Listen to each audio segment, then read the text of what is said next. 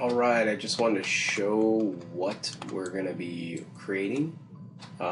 This is the base that we're going to create in using our curves, and then we're going to use curves in a different way up top here to make the capital of the pillar. So let's go ahead and get started on this, and let's see, at this point right now I'm going to delete almost everything in here. So let's just get rid of all of those and hit delete. And so we're left where we're left with what we had in the last video, which was just a reference, and then we've got this pillar here. Now I'm going to hide that pillar, so I'm going to go ahead and make a layer for it. Let's say pillar, spell it right, pillar mid there, and let's just make it brown. That's fine. Let's get rid of that for right now. Okay, now when I build this this base here with a curve, one thing that's really important is I want to be in an orthographic view. So I'm going to go into my front view, which is right here, hit F on my keyboard so I can see the texture. Alright, let's hit 6, so now we can see our texture here. And I do have my grid snap on. You don't have to, but for this I like to have it, and you'll see why in a second. So I'm going to go to my curves, and I'm going to use a Bezier curve. Okay, so let's go ahead and just click the Bezier curve, and basically I'm going to follow this profile around, and I've done this a lot, so it may look like it's really easy, but it could be a little bit more tricky if it's your first time. So I'm just going to start clicking. So when I want a hard corner, I just do a single click. So I'm going to do a single click, single click. Now I'm going to come to the middle of this arc right here, and I'm going to click and drag. So I'm just left clicking and dragging, and then when I get to the top here, I'm going to single click again. And you can see how I've got a nice sharp edge, then I've got this nice round, and then I've got the single click right here. So I'm going to do that again. To get a sharp edge, I'm just going to single click. And what's happening is I keep hitting my grid line, so my snapping is allowing me to make these nice and straight. I'm going to come right to the apex again of the curve, click and drag, and let go. And then I'm going to click there. It's not perfectly on there, but that's okay. We can fix it later. Click, click and drag. This is going to be like a single click, so let's go right there. Click and drag, so it looks like it's going in a weird direction, so I had to reverse it, and that means I just had to spin the handle around. And I'm going to click right there, and then one more about right there, and then I'll go ahead and just click and drag right here, and maybe one more. Actually, for this one, I'll probably want to do something like this. I'm going to click once, and then I'm going to come to the center line, and I'm just going to follow it along and click here. There we go. Okay, what that does is that'll cap off the top. Alright, so I know I made that look a little easy, but I have done this a few times. I'm going to go ahead and grab the control vertex, and this one I want to move up just a tiny bit, like so. That'll be fine. I'm not worried about making it 100% like super perfect. This will still look good, even if it's not, you know, perfect. But if you want to go in and adjust this, you know, you can come in here and just make little tweaks like that, and then you'll get, you know, a result closer to this profile. But, you know, in the big picture, no one's really going to notice if it's, you know, a hair off of this profile. Like I said, this is an entertainment software modeling. So if this was something where it was precise and needed to be a car part, yeah, you want to make it perfect. But in this case, it doesn't have to be. All right. So now that we've got this guy all done, let's go back to object mode and let's go back to our 3/4 view. And I'm going to go ahead and hide my reference layer for right now. So I had made a layer for that. And now you can see this is the profile. So the next thing we want to do is we want to go ahead and use a revolve. I'm going to bring out my revolve settings. There it is. I'm like sitting on it and I for some reason did not see it. Okay, so I have it at 8 segments. I'm going to change that to like maybe double that, like 16. Actually, let's just do 20 and apply. There we go. So that looks beautiful. Very, very simple, very, very easy, and just a nice looking surface. Okay, click off of it. So not too hard. Go ahead and close that. We can show the pillar. And this is basically why I capped it off, because I knew the pillar was going to sit on top of this. And this pillar is 20 segments too, so that kind of works out. Okay, now what do we want to do with this pillar? Really quick, I am going to first just delete the history off the pillar so it's clean. And I'm going to introduce some of the stuff that we're going to be doing next week right now. Just a simple deformer is what we're going to do to make this pillar have a little taper to it. So I'm going to go up to deform, which is in this menu right here. Click on here. And in my non-linear deformers, which is about 1/4 way down or 1/3 of way down, I'm going to click on flare. Now what this flare does is it will tack on top of the actual geometry, and in your channel box you have the setting here that you can change. So the start of the flare is the bottom, so let me show you how you can manipulate this. So I could just dial in like 2 and you can see it makes the bottom bigger, right? But obviously that's not what we're going for, so let's change that back to 1. And another way you can change these numbers is you can actually click here and drag instead of clicking in the number box.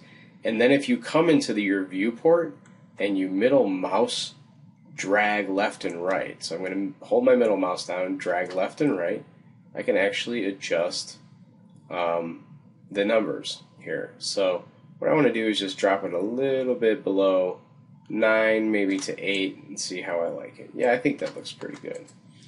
Okay, so that's just another way to adjust numbers in Maya. It gives you some fine control. And anytime if I wanted to change this again, I can grab this little handle up here, or in my outliner, I have this flare handle that I can select. Okay, so let's go ahead. We're going to name this, and we're going to call this G_base.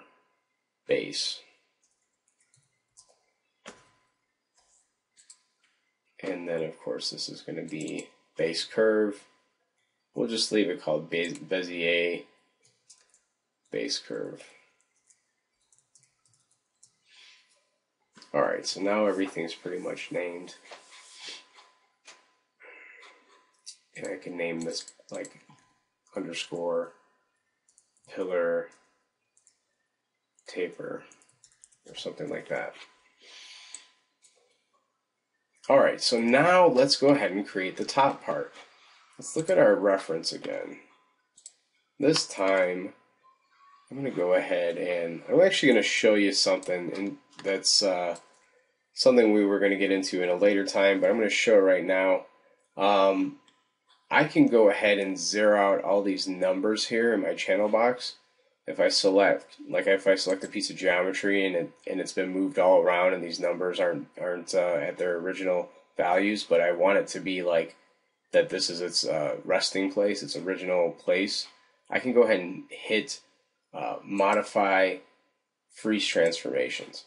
And so what that does is it basically resets everything for this piece of geometry as if this was where its original origin was.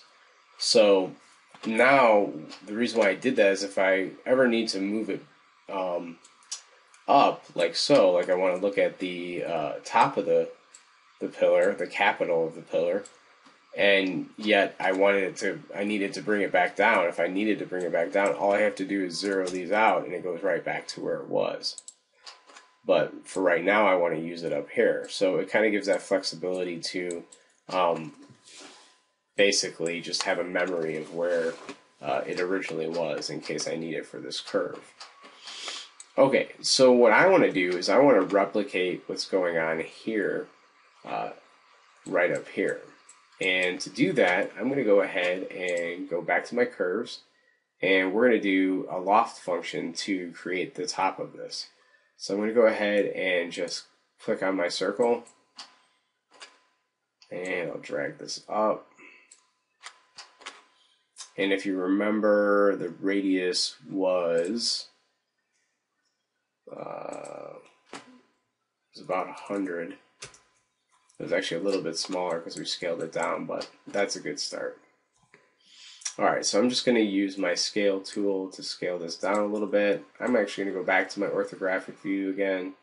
So I want my front view. Hit F on my keyboard to frame it. And let's see here.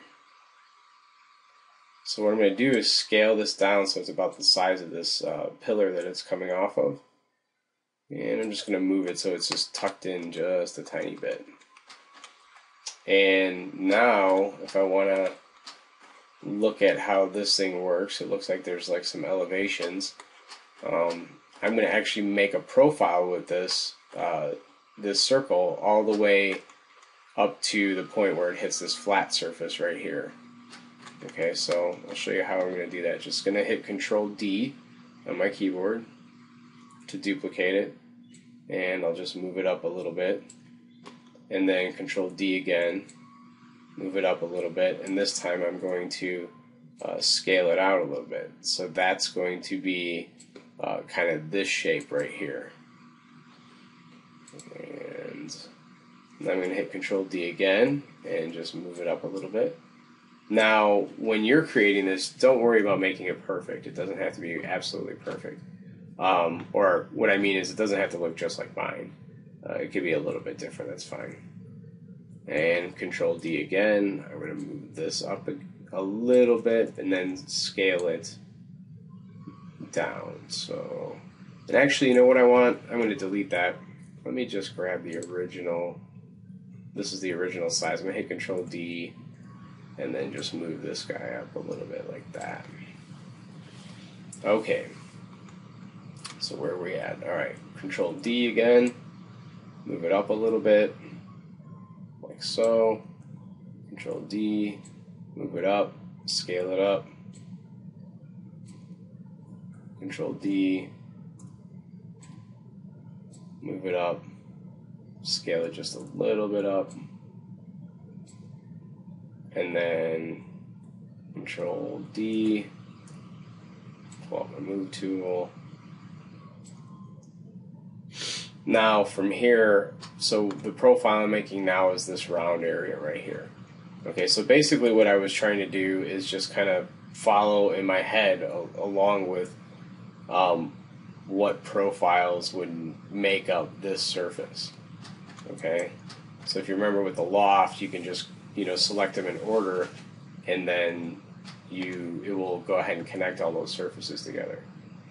So let's see what we got here. Alright, Control D.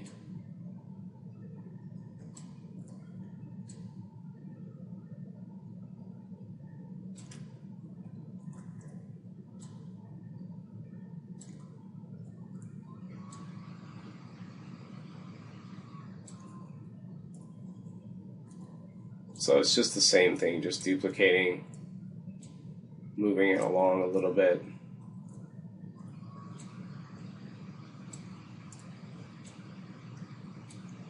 And I'm going to try that.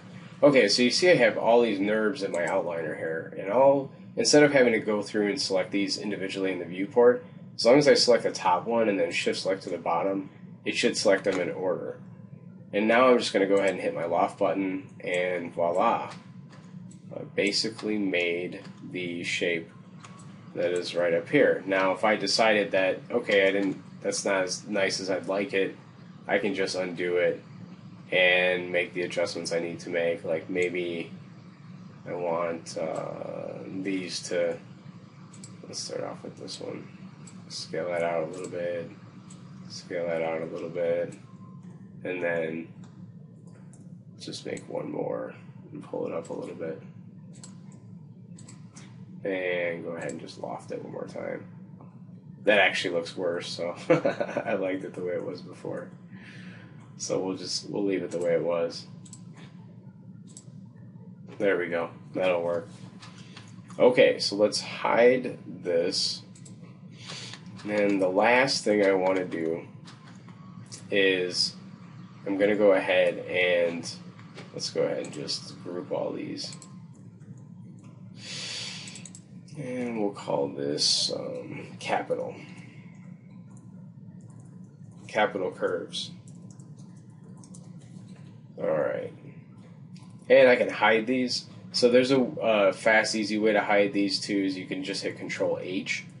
It doesn't make a layer, but what it does is it grays out this piece in the outliner, and you won't see it in the viewport. The way to bring it back is hit Shift H. So if I just select it and hit Shift H, you can see now they all came back. So Control H hides it, Shift H to unhide it. I prefer using the layers over this other method, but sometimes if I don't plan on using those objects again, I might just hide them. Okay, so we've got this, and I'll put this in as capital G underscore.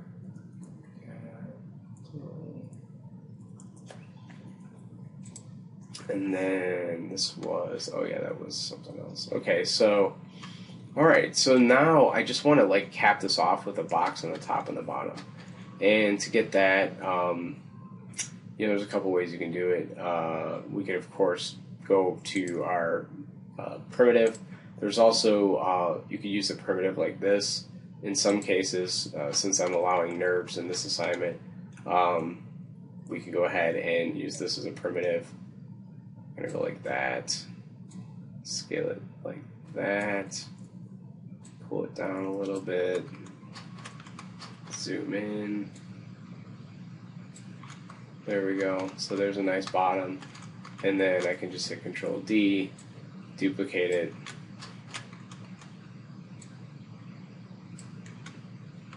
bring it up top, and go ahead and just scale it down a little bit more. There we go. Something like that. Let's go to perspective view, and voila, we have ourselves a nice little Doric pillar. And what I could do is, let's see here, take all the pieces that are the final pillar pieces, and I can go ahead and just, let's see, that's that. I'm going to put all these together in a group. Base and pillar mid. And then just hit Control G. Actually, let's undo that. Before I group them, I'm going to want to go in my side view or front view, and let's move this so that it's kind of sitting right on the ground, and then hit Control G. Because then what happens is when you group it, the group will actually get designated a pivot point at the center of the world. So we'll call this pillar underscore Doric. Okay, let's save this off. Probably should have saved it earlier, but oh well. For right now, I'll just put it on my desktop. Just for speed. Okay.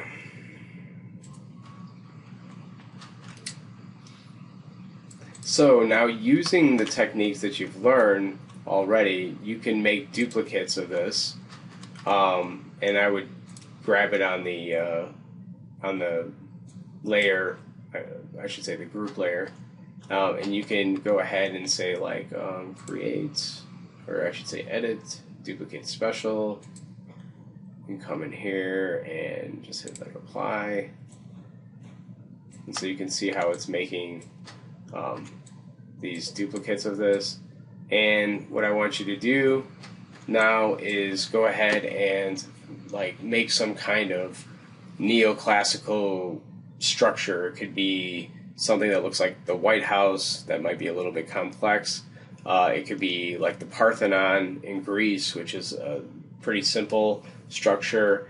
Use like other things that you've learned, like you can use a loft. Like for instance, if you're going to do a Parthenon, let me actually pull a reference of the Parthenon up here. So I've got a bunch of Doric pillars. Let's look at Parthenon. There we go. So, like looking at this top piece, like this triangle piece, you can make that with a curve, and you could make two of them, and then you could just loft between them, and that would make the surface. And so let me go ahead and just show that really quick, how you would do something like that, because it will take an extra step if you're going to cap the hole at the end. So, okay, let's go ahead and